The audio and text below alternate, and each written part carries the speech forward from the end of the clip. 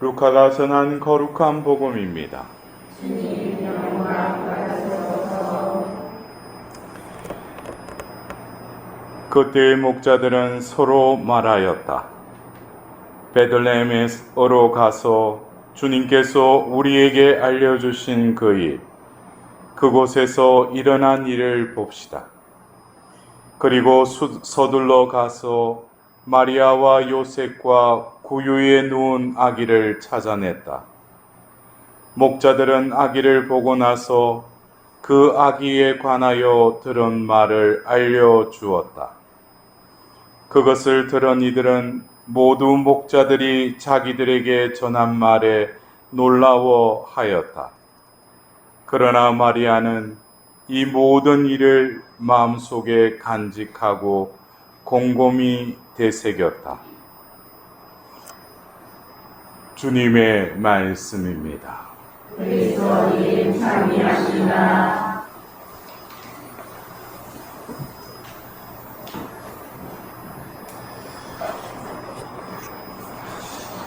이번 달 우리가 이 첫호 신신미사를 봉헌하면서 들었던 오늘 복음의 말씀, 예수님께서 탄생하셔서 또 천사들의 또 그 소식을 듣고 이제 구유에 다가가서 마리아와 요셉과 에게 그 천사들로부터 들었던 이야기를 전해줍니다. 오늘 루카복음 2장 18절에는 그것을 들은 이들은 모두 목자들이 자기들에게 전한 말에 놀라워하였다라고 전하고 있습니다. 예수님의 이 땅에 오심은 그 말 그대로 놀라움의 연속이었죠. 이 놀라움은 어떤 감정의 차원이라기보다는 하나님의 그 신적인 차원에서 또 인간 세상에 들어오시려고 하시는 그 신비의 그 연속이었습니다. 그것을 다시금 그 목자들을 통해서 전해 듣고 그것을 들은 이들이 놀라워하였다고 그랬어요. 근데 이어서 19절에 그러나 마리아는 이 모든 일을 마음속에 간직하고 곰곰이 되새겼다. 여기서 그 접속사가 그리고 마리아는 이 아니다.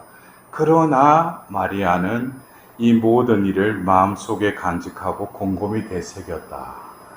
그것은 어쩌면 조금 전에 이 18절에 모두가 전한 말에 놀라워하였는데 그러나 마리아는, 여기서 보면은 우리가 이 마리아 성모님의 어떤 반응하심을 우리는 엿볼 수가 있습니다. 우리는 어떤 때는 그냥 전하는 그 말에 그냥 그 내용에 우리 마음이 움직이고 우리 생각이 움직여서 어떤 때는 섣불리 판단하기도 하고 그것에 마음이 움직여서 기쁘기도 하고 슬프기도 하고 노하기도 합니다. 그러나 성모님께서는 그 상황 속에서 그 말을 전해 들었지만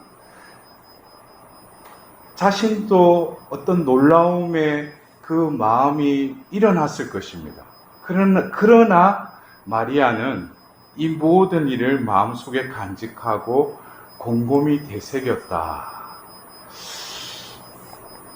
이 18절과 이 19절의 이 반응을 이렇게 보면서 문득 예수님께서 공생애 때 하나님 나라의 그 비유를 말씀하시며 씨 뿌리는 비유의 말씀과 이렇게 겹쳐졌어요. 그래서 이 18절에 들은 이들이 전한 말에 놀라워하였다라는 것이 잘못됐다는 것이 아니라 어쩌면 말씀이 사람이 되시어 우리 가운데 태어나는 데 있어서 이 신비는 어쩌면 이 씨 뿌리는 비유에 그 씨가 뿌려졌을 때 길가와 돌밭과 가시덤불에 그 떨어진 그 씨는 분명히 그 씨는 떨어졌지만 그 씨가 그 땅에 온전히 스며들지는 못했다는 것이죠. 그 천사들의 말을 듣고 놀라워하였다는 것은 어떤 반응입니다.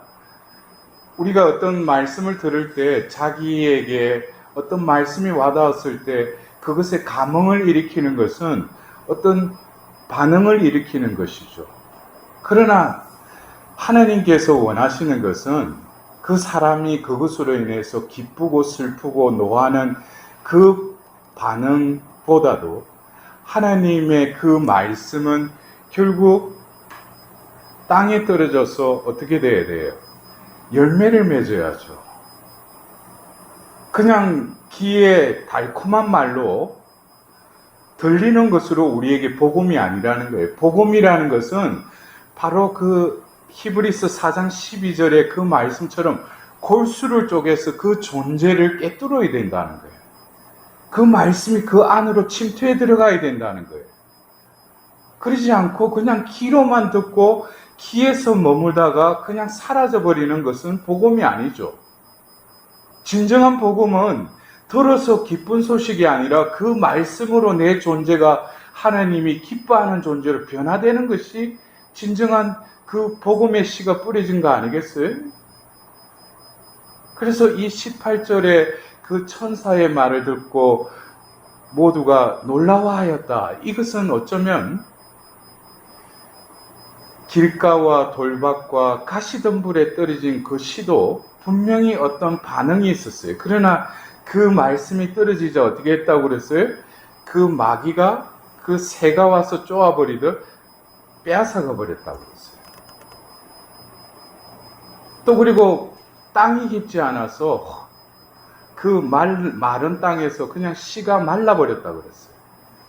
또 더불어서 그 땅에 이제 스며들어서 이제 하나의 열매를 맺기 위한 그 첫 단계인 그 땅 속에 이렇게 스며드는 데 있어서 분심이 드는 거예요. 세상 걱정, 재물의 유혹, 여러 가지로 더 이상 그 땅과 연합하지를 못하는 그런 단계. 그래서 우리가 어떤 때는 우리에게 일어나는 여러 가지 상황들, 또 우리가 어떤 소통을 이라는 어떤 수단으로 말이나 어떤 여러 가지 것들을 통해서 우리가 들었을 때 나는 어떻게 반응을 일으키는가? 그냥 들은 그냥 그 겉에 그것으로만 내 마음이 움직이고 아 이것이 하나님의 뜻이구나. 그래서 저도 어떤 모임을 할 때 보면은 제가 공들여서 강의를 하고 또 미사까지 했는데 우리 신자분들은 그것보다도 뒤에 보면 말씀 사탕이 더 마음이 가더라고. 그래서 저는 뭐 또 강의도 하고 뭐 강론도 하고 그랬는데 야, 너 뭐 오늘 말씀 사탕 뭐 받았어? 그러고 뭐 그냥 어떤 그 기절 하나에 그게 자기가 응답받았다는 거예요. 그 말씀이 나에게 어떤 기도로 인해서 그 말씀을 받았으면은 그 말씀에 적극 반응을 일으킬 것이 아니라 그것을 간직해야죠. 그냥 이성적으로 자기 수준에서 이해하는 그 차원에서만 그 말씀을 오늘 좋은 말씀 받았다. 너 어떤 말씀 받았다. 말씀이 아르까르한데 보면 또 이 말씀이 나한테 뭐 하나님이 벌 주시려고 하시는가. 또 이런 말씀을 나한테 왜 주셨지. 그런 어떤 기복적인 신앙으로 살아가다 보니까 어떤 깊이가 없는 것이죠. 어떤 판단과 또 섣불리 어떤 남을 오해하고 또 그 사람을 또 미워하는 그런 것들을 보면은 분명히 그 상황에서 하나님께서는 우리와 늘 함께 계시고 세상 끝날 때까지 너희와 함께 계시겠다 한다면은 그러한 상황 속에서도 하나님이 나에게 겉으로 볼 때는 기쁨일 수도 있어요. 또 겉으로 볼 때는 슬픔일 수도 있어요. 그러나 이 모든 것을 주재하시는 하나님께서는 그 안에 담겨진 당신의 뜻을 깨닫기를 원하시는 것이에요. 그래서 그것을 도와주시는 분이 누구셔요? 그분이 성령이시죠. 여러분들, 내가 성령을 받으면은 뭐 병이 낫고 뭐 기적이 일어나고, 그것보다도 성령께서 우리 안에서 하시는 일은 결국 뭐겠습니까? 바로 2000년 전 이 땅에 오신 말씀이 사람이 되신 그분께서 하신 그 말씀을 다시금 기억나게 해줄 뿐만 아니라 깨닫게 해주시는 분이 협조자 성령이셔요. 그래서 내 안에 성령이 함께 하신다면 결국 뭐겠어요? 말씀을 간직할 뿐만 아니라 곰곰이 되새기게 하신다는 거예요. 이것은 내가 협력도 해야 되지만 성령에 순응하는 영혼들은 말씀을 간직하고 그것에 담겨진 하느님의 뜻을 참고하려고 그 말씀 속에 계속 머물러 있는 영혼들은 바로 성령께서 함께 하시는 영혼들입니다. 여러분들은 어떠셔요? 오늘 또 여러분들 아침에 일어나서 기도를 바치면서 말씀을 들으셨습니까? 말씀을 읽고 듣고 더불어서 어떻게 돼요? 내 마음에 간직하셔야죠. 말씀이 내 안에 머물러 있다면 어떠한 어려움과 사탄의 공격도 내 안에 말씀이 있는데, 말씀이신 그리스도께서 함께 계시는데 감히 나를 어떻게 공격하겠어요? 어떻게 보면은 아주 단순한 거지만 우리에게 있어서 이 말씀을 간직한다는 것, 이것은 어쩌면 우리의 존재가 능동적인 존재에서 수동적인 존재로 끊임없이 우리는 변화되어 때 말씀이 우리 안에 스며들게 됩니다. 그래서 길가와 돌밭과 가시덤불에 떨어진 것이 아니라 바로 좋은 땅이라는 것에 대해서 공간복음에서는 이 씨 뿌리는 비유에 대해서 말을 전하고 있지만 루카복음 8장 15절에는 이 좋은 땅에 대해서 바르고 착한 마음으로 말씀을 듣는다고 했어요. 바르고 착한 마음. 이 마음은 어떤 마음이겠어요? 이것은 목마른 사슴이 어쩌면 시냇가에 가서 그 목을 축이듯 하느님으로부터 오는 그 생수를 얻기 위한 그 목마름과 배고픔이 진정으로 자신의 영혼을 살찌우고 내 삶을 풍요롭게 한다는 오롯한 희망에서 나오는 단순한 믿음이 어쩌면 이 착하고 바른 마음이 아닌가 싶습니다. 우리는 어떤 때 말씀을 접하거나 여러분들이 미사 전례 때, 이 말씀 전례 때 선포되는 그 말씀이 왜 여러분들 마음에 안착을 하지 못할 것 같아요? 거기에 대표적인 게 여러 생각이 복잡해요. 예? 미사 중에도 말씀이 선포되는데 거기서 스탑하고 정지하고 그 말씀만을 들으려고 하는 간절함이 없어요. 그냥 말씀이 선포되는데도 그냥 내 영혼이 그 말씀을 빨아들이려고 하는 간절함. 주님 저에게 말씀하소서, 한 말씀만 하소서 한다면 하느님은 성령을 통해서 그 영혼이 그런 간절함이 있으면은 말씀이 선포될 때 그 말씀의 씨가 그 영혼의 밭에 떨어진다는 거예요. 근데 여러분들 어때요? 오늘 또 말씀이 선포됐어요. 독서와 하답송, 복음 한호송, 복음. 여러분들 어떤 말씀이 와닿았습니까? 그만큼 뭡니까? 우리가 신앙의 본질이라는 것을 망각하고 살아간다는 거예요. 여러분들이 이곳에 와서 기도하고 오늘 밤을 새서 기도하는 것, 무엇 때문에 이곳에 머무르도록 하느님께서 초대하셨는지. 하느님은 여러분들이 원하는 것, 당신의 좋은 것으로 늘 응답해 주시기를 언제나 예비하고 준비하고 계셔요. 그러나 뭡니까? 좋은 땅이 되지 못하니까 하느님의 말씀을 간직하지 못하니까. 그 말씀이 내 안에서 싹을 틔우고 줄기를 맺고 그 줄기에 그 가지에 열매를 맺기까지는 또 시간이 필요하겠죠. 하느님 편에서의 그 시간과 우리의 시간은 질적으로 틀리죠. 그래서 루카복음 8장 15절엔 인내로이 기다리는, 견디어내는 그 영혼을 뭐라고 합니까? 좋은 땅이라는 거예요. 하느님은 지금 이 자리에서도 우리에게 적극적으로 응답을 내리셔요. 그러나 뭡니까? 지금 적극적으로 응답을 내리시더라도 어떤 영혼들한테는 그 우리의 시간대에 맞춰서 응답할 수밖에 없어요. 왜? 지금 적극적으로 응답해 주면은 우리 자신이 혼란이 일어나기 때문에. 이걸 잘 알아셔야 돼요. 하느님이 응답 안 하시는 게 아니에요. 하느님은 우리에게 늘 응답하시기로 준비하고 계셔요. 그러나 뭐예요? 내가 그것을 온전히 받아들일 마음의 준비가 안 되어 있으면은 내 편에서는 그 시간은 계속 어떻게 됩니까? 계속 연기되는 것이죠. 하느님은 지금 그 영혼에게 응답하셔요. 아멘? 아멘. 여러분들이 하느님은 시공을 초월하시는 분이죠. 말씀은 우리 가운데 함께 하시며 그 말씀은 여기에서 이루어졌다고 그래서 왔습니까? 그래서 오늘 우리는 이번 달 이 초토 신신미사를 봉헌하면서 성모님께서 그러나 마리아는 이 모든 일을 마음속에 간직하고 곰곰이 되새겼다. 이 그러나는 다른 사람들은 그러지 않았다는 거예요. 마리아는 그렇게 했다는 것이죠.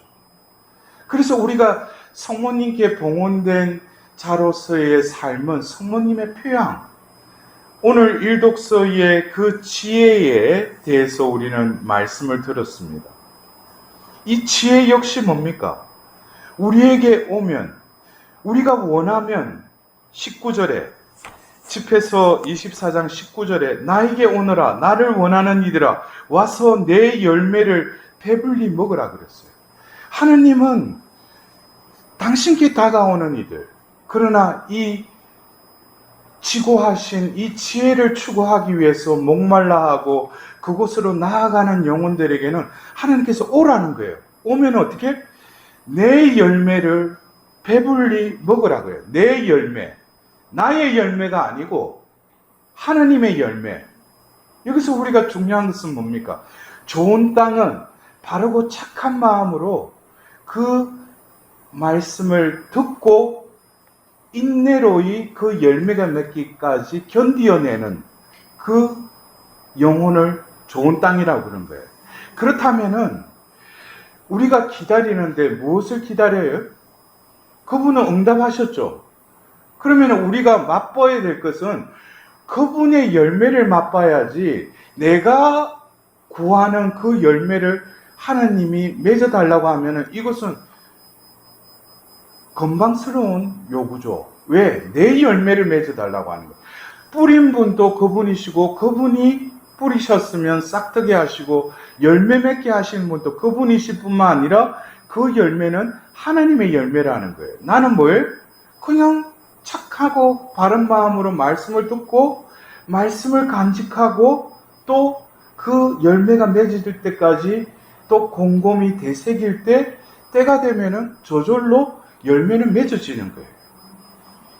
그럴 때 내 열매를 맺은 것이 아니라 하나님의 열매의 맛과 그 빛깔을 보면 뭐예요?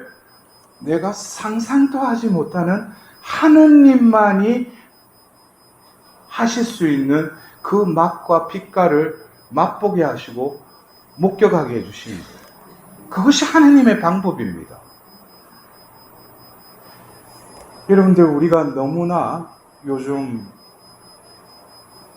바쁘게 또 모든 것이 신속하게 이루어지는 시대를 살고 있죠. 여러분들 안 그래요? 뭐 궁금하면은 어디 가서 뭐 또 맛집 하면은 뭐 요즘 뭐 어디 간판 볼 필요 없잖아. 예? 그냥 폰에다가 맛집 이래 치면 짜라란 나오잖아. 거기다 또 버튼까지 딱 누르면은 뭐예요? 또 막 배달의 민족 해가 뭐 착 해가지고 갖다 주잖아요. 이 얼마나 이 신속하고 편리한 시대를 살고 있어요.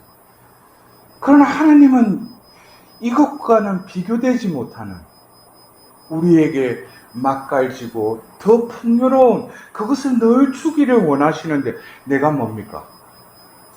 오늘 성모님이 그러나 하듯이 나의 영혼은 이 세상 속에 살더라도 그러나 나는 말씀을 간직하고 또한 곰곰이 되새기는 그런 영혼으로 살아가도록, 그럴 때 내 자신이 어떻게 돼? 변화가 일어나죠. 즉각 반응을 일으키지 않습니다. 여러분들 그래요? 뭐 어떤 상황이 벌어지면은 즉각 보면은 반응 일으키는 사람들 많잖아요. 예? 화나니까 막 이러고 보면은 슬프니까 막 울고 보면 근데 말씀을 간직하고 곰곰이 되새기는 그런 성모님의 표양을 닮으면 어떻게 돼? 여유가 생기죠. 이제는 어떤 상황 속에서 즉각 반응을 일으키지 않죠. 그 속에 하나님의 뜻이 무엇일까? 그리고 이해가 안 되면 어떻게 돼? 하나님이 더 당신의 현존을 느끼게 해주시는 감실이나 성시간이나 또 어떤 성물 앞에서 머무르는 거예요. 거기에서 그 말씀을 붙잡고 머물러 있으면 그 말씀이 이제 빛을 발하고 또 맛이 서서히 드러나기 시작합니다. 그럴 때 결국 우리의 존재가 말씀이신 그분께서 이 땅에 오셔서 나는 세상의 빛이다 그랬어요. 여러분들 그래요? 제가 언젠가 어디 피정에 가서 그 강의를 이제 피정을 시작하려고 1강의를 또 시작하는데 분명히 앞에 보면 우리 신자분들이 앉아서 오늘 이번에 이렇게 피정한다고 이래 왔는데 순간적으로 어떤 싹 이렇게 뭔가 장면이 지나가는데 분명히 이게 수십 명의 사람이 이렇게 또 앉아 있는데 분명히 아까는 사람이었는데 보니까 순간적으로 이 사람이 뭐로 보이냐니까 보석으로 보이는 거예요. 보석으로. 응? 근데 보석이 모양도 그렇고 색깔도 그렇고 다들 각양각색이야. 근데 한 가지는 아름다운데 거기에 딱 공통적인 게 뭐냐면 보석인데 빛을 못 발하는 거예요. 왜 그래요? 먼지가 완전 쌓일 대로 쌓여가지고 보석은 보석인데 빛을 발하지 못하는 거예요. 그래 피정 동안에 계속 말씀을 전하고 오니까 또 고해성사를 보고 오니까 파견미사 때 또 한 장면이 싹 지나가는 거예요. 뭐예요? 제가 피정을 시작할 때 봤던 먼지가 가득한 그 보석들이 어떻게 돼요? 깨끗하게 하나님이 이 피정을 통해서 말씀으로 그 먼지를 다 닦아내신 거예요. 성사를 통해서 다 닦아내셔서 그 파견 때 보니까 그 빛이 그 성전에 가득 채워져서 너무나 하나님께 감사드렸어요. 여러분들 어떻습니까? 오늘 성모님께서는 어떤 상황이 벌어졌을 때도 즉각적으로 마음을 움직이고 생각이 움직여서 반응을 일으키기보다는 그러나 마리아는 여러분들도 지금 오늘 또 이곳에 와서 여러 가지 마음의 지금 현실 속에서 내 마음에 엄습하고 나를 혼란시키는 여러 가지 문제들이 있을 거예요. 어떤 분들은 내가 지금 안고 있는 어떤 질병들, 또 어떤 가정의 문제들, 또 미래에 대한 불투명한 어떤 두려움들, 여러분들 그것에 자꾸 마음을 옮겨서 마음을 빼앗기지 말고 그러나 마리아는처럼 그러나 나는 하나님 앞에 머물러서 그 말씀을 간직하고 곰곰이 되새겼던 성모님과 같이 오늘 여러분들도 말씀을 담고 머무시는 복된 시간이 될 때 오늘 여러분들이 이 밤이 지나고 내일 새벽에 또 이곳을 내려가든지 또 여러분들 이제 성모성천 대축일 맞이 9일 기도가 시작됐지 않습니까?